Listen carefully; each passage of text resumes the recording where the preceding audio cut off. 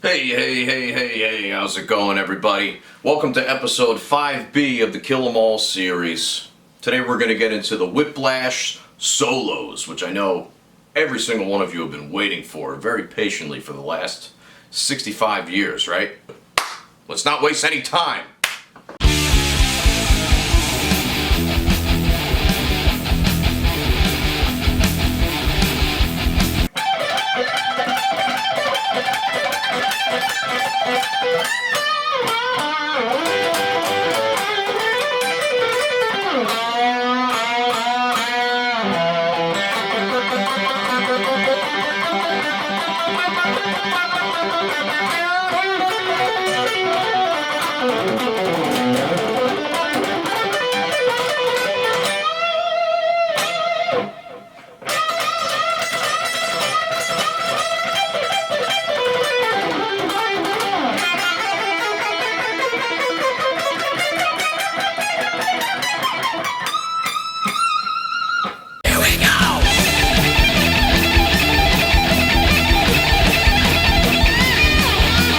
Okay, the first section of the Whiplash solo starts off with some fast, chaotic hammer-ons and pull-offs, right?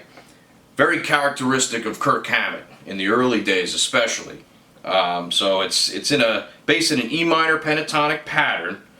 Starts at the 15th fret of the high E string, and then we're going to go to the 17th, and then back down to the 15th. So it's 15, 17, 15 to the 12. So you're going.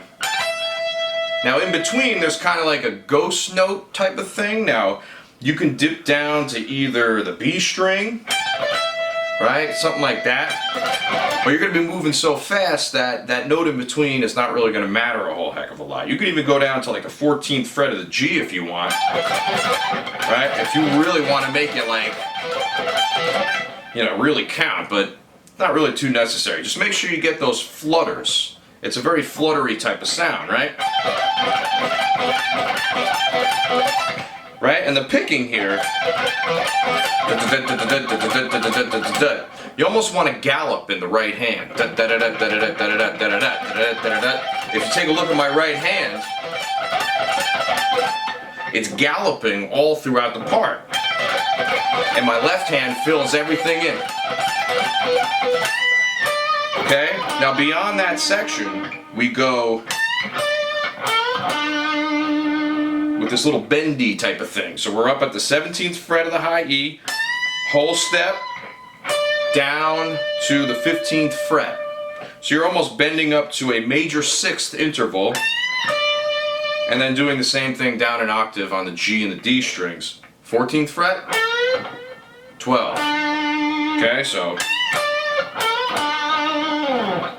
let's try this in slow motion. Keep in mind, you do the pattern for 12 consistent beats, okay? So keep that in mind as we're playing it slow and as you're playing it fast as well. So, 1, 2,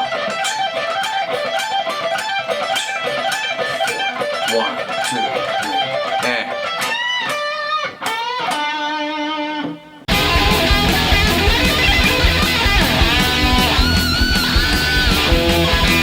the next section just follows some generic pentatonic and blues forms. It starts off with this little pedal tone point kind of double stop thing. So we're going with the 14th fret on the D string to the 12 and the 12 on the G and B. So that's an E minor triad. Right? Ba-da-ba-da-ba-da. And then we're going to the 14th fret of the G and the B. So that's like an A chord when those three are played together. So, and then you come back to the E minor. This is that Dorian riff that definitely reoccurs in a lot of different music. I think of Santana when I think of that. I think of the Allman Brothers when I think of that. It's a Dorian type of mode. Right? But it sounds great in a blues or a pentatonic setting. And then we hit this other little pentatonic-y riff. Kind of generic, but it fills up the time.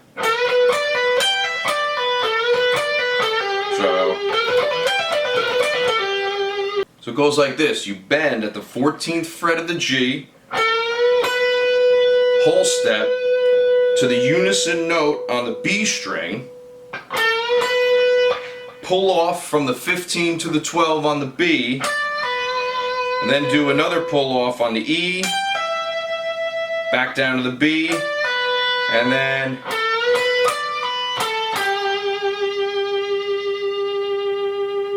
now to finish off the trifecta of this section, it just goes to a quick, easy open position bend on the 2nd fret of the G, really bending in and digging into that blue note, to a pull off to the open G, to the root note E on the 2nd fret of the D string, and then we're going a pickup, 2 open.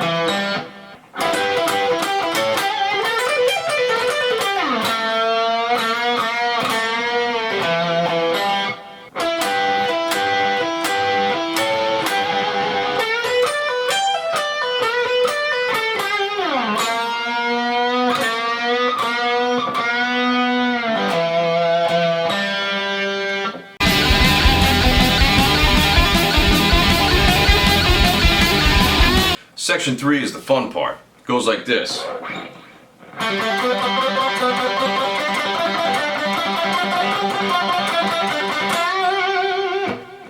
Alright, so let's unpack that a little bit. So it's a series of pull-offs that you perform moving up the G string. Okay? So we're starting at the 2nd fret of the G, like this. 2nd fret, 4th fret, 5th fret, 4th fret. So that's your first position. 2, 4, 5, 4. It'll be easy if you split this up into 3 different parts. So 2, 4, 5, 4. And then we hit the next part. 5, 7, 9, 7. 9, 10, 12, 10, 9, 7. Big bend on the 9. Okay? So in total it's 2, 4, 5, 4, 5, 7, 9, 7, 9, 10, 12, 10, 9, 7, 9. Okay? So let's take a look harmonically what's going on here. So we're soloing over the riff in E minor, right? Right? The E minor 7 riff. But this kind of does a weird permutation of the key a little bit. And obviously this is unintentional, and Kirk Hammett, obviously, when he was doing this, he just thought it sounded cool. But let's take a look at how musically sophisticated this section actually is. So let's start this pretending as if we're truly in the key of E minor. The riff is in E minor, and most of the solo is in E minor, but this part is pretty crazy.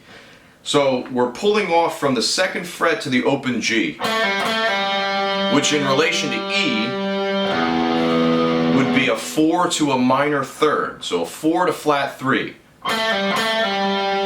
And then here would be 5 to flat 3, so every time you're coming off the pull-off, it's always to a minor 3rd, in E, right? Okay?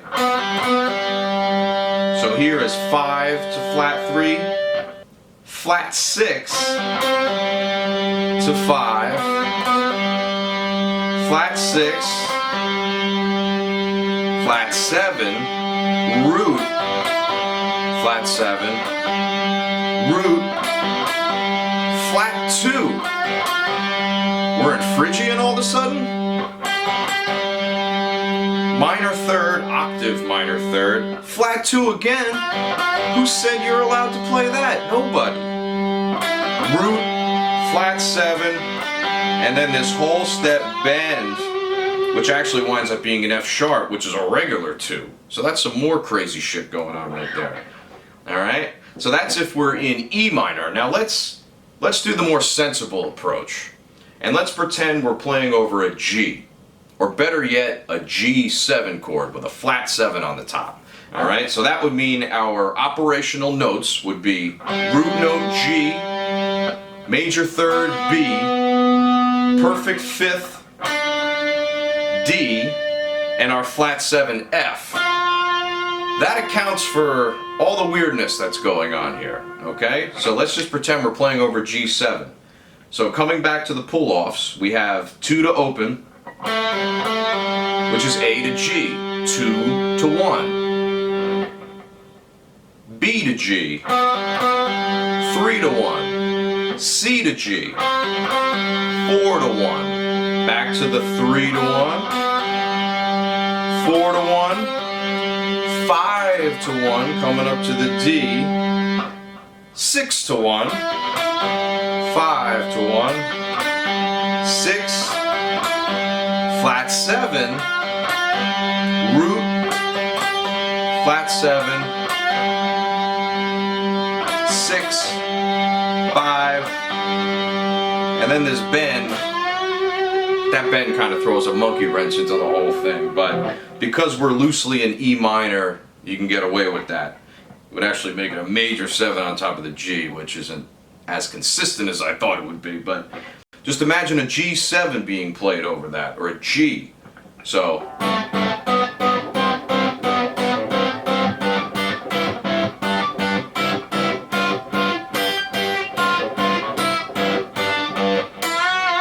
then we kind of return, right? So just a little food for thought for you. So this section of the solo is kind of a rehash of that idea I was talking about in earlier episodes, where the solo is between 2 different types of pentatonic scales. And I'm starting to realize more and more doing these videos how often Kirk Hammett does this. And because he's going between an E minor pentatonic and a B minor pentatonic, and he's been doing this consistently where he has that down a 4th, up a 5th relationship between the 2 scales that he's playing. Okay, so let's take a look at this lick. So this one is in B minor pentatonic. Now this is would be the perfect 5th above an E. So we're going to have some interesting flavors when we just play that. So let's take a look at that lick. So we're going with a bend at the 9th fret of the G to the unison note on the B string, and then you're doing a little pull off there, 10 to 7. Then you're going again. Just do it twice, and then you're going to do an immediate pull on the E string down to the B. Okay, so.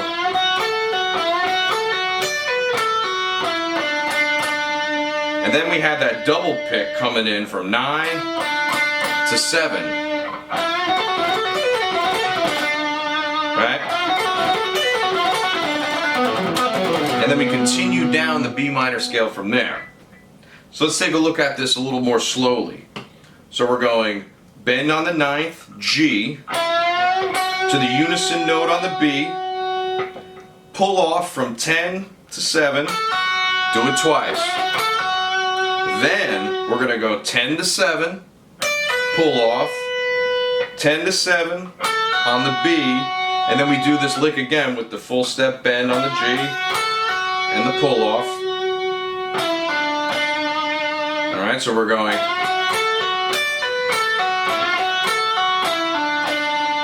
with a little double pick on the 7th fret of the G, and then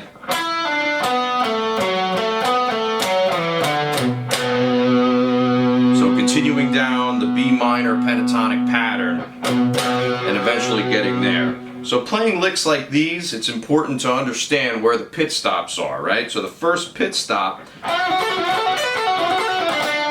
right there. Multiple times on the 7th fret of the G coming down. That's your first pit stop, your first kind of break in the pattern. Because other than that, you're ripping like a motherfucker. And then you come down, and then you come up.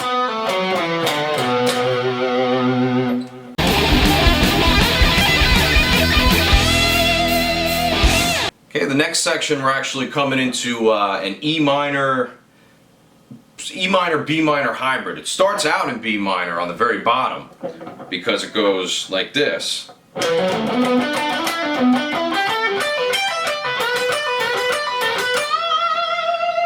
So everything in there is in E minor beyond the low E string, which is kind of strange, right?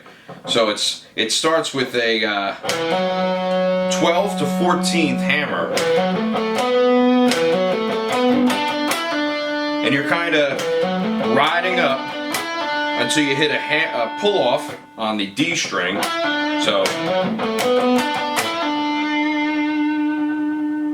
and then this next part. So overall this lick isn't very exciting, but this part makes it kind of cool. We're doing 4 pull-offs in a row, like this. From 14-12 on the D, 14-12 on the G, 15-12 on the B, 15-12 on the E, alright? Okay, and then coming back down to the B. And it ends with this.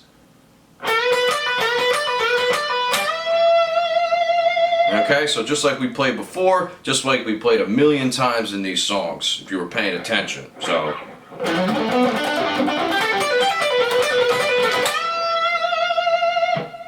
Let's take a look at that slow. Now pay attention to that 4 pull-off thing coming up at the top.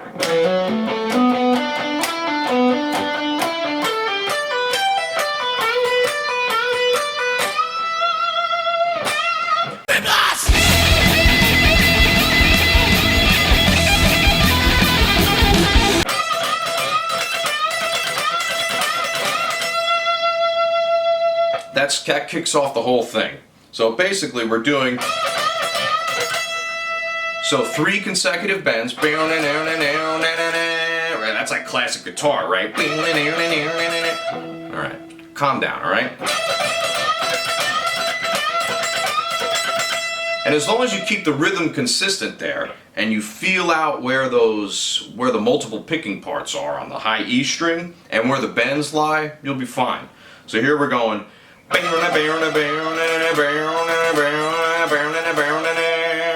if you can remember that sort of feeling, then you'll be okay. And then here we have a triple sort of pull-off type of thing. Alright? So that's pull-off on the 15th and 12th of the high E, B string. Okay, and you do that again, so you go pull off and pull off and pull off and right? And then the multiple pick on the 12, you know, indicative of a Kill 'Em All solo. So, and then we go into this other repetitive part within the same scale, 14th fret of the G to the 14th fret of the D, and then back up. Alright, so you just go 1, 2, 3, 4. Okay? So let's take a listen to that part real quick. So we're going real slow.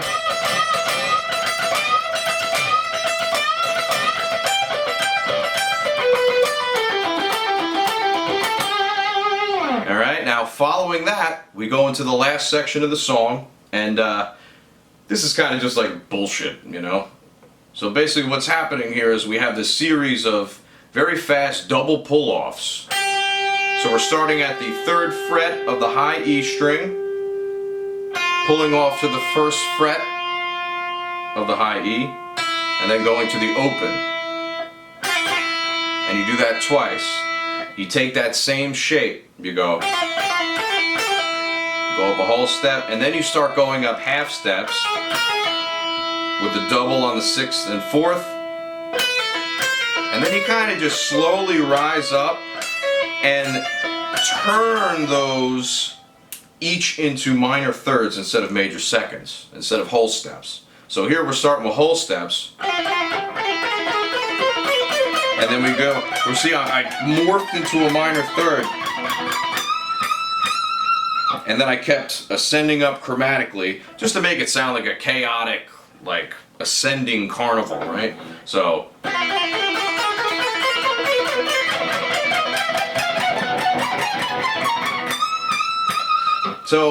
my word of advice here is to just try and control the chaos, right? Try to think of those blips in terms of what makes sense to you, right? The way I think about it is kind of like this.